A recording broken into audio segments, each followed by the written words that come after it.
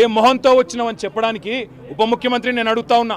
ఏ రకంగా అంత ధైర్యంగా, ఏ రకంగా అంత ఇష్టం వచ్చినట్టు మాట్లాడే అధికారం నీకు ఎవరిచ్చింది? అధికారం ఎవరికి శాశ్వతం కాదు. 10 ఏళ్ళు మేము అక్కడ ఉన్నాం. మేము ఎప్పుడన్నా అవమానించిన ఆడబిడ్డలు నీ తరిక ఎన్నడన్నా ఒక్క రోజన్నా ఎప్పుడన్నా నోరు జారినా వెంటనే విచారం వ్యక్తం చేసినాం. ఇవాళ నేను కూడా ఏదో సందర్భంలో ఏకవచనంతో సంబోధించినానని చెప్పి అవతల నుంచి అభ్యంతరం వస్తే వెంటనే విచారం వ్యక్తం చేసినాం. అది కేసీఆర్ మాకు నేర్పిన సంస్కారం.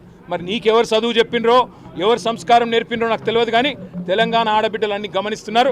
ఇప్పటికే నువ్వు చేసిన మోసాలతో విసిగిపోయి ఉన్నారు. ఇలా మా ఆడబిడ్డలకు జరిగిన అవమానం వాళ్ళిద్దరికి ముగ్గురికి జరిగింది కాదు, ఇది తెలంగాణ ఆడతల్లులకు జరిగిన, ఆడబిడ్డలకు జరిగిన అవమానం. వాళ్ళ ఉసురు నీకు ఖచ్చితంగా దాక్తుంది. సిగ్గు తెచ్చుకో, బుద్ధి తెచ్చుకో, కొద్ది జ్ఞానం తెచ్చుకొని ఇకనైనా క్షమాపణ చెప్పు.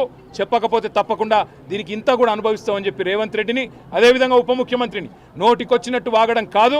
దయచేసి ఇకనైనా సమయంతో వ్యవహరించండి, లేకపోతే ఊరుకోమనే మాట కూడా వారికి విజ్ఞప్తి చేస్తూ థ్యాంక్ యూ. సభలోనే మీరు వివరణ కోరారు, క్షమాపణ చెప్పమన్నారు కేటీఆర్ గారు. చెప్పలే, పారిపోయి ముఖం లేక పారిపోయినారు. చేస్తున్నారు. అసలు ఏంటి బడ్జెట్ ఏంటి, ఎంత ఉంది, ఎంత మిగులు బడ్జెట్ ఉంది, ఇంట్రెస్ట్ కట్టినా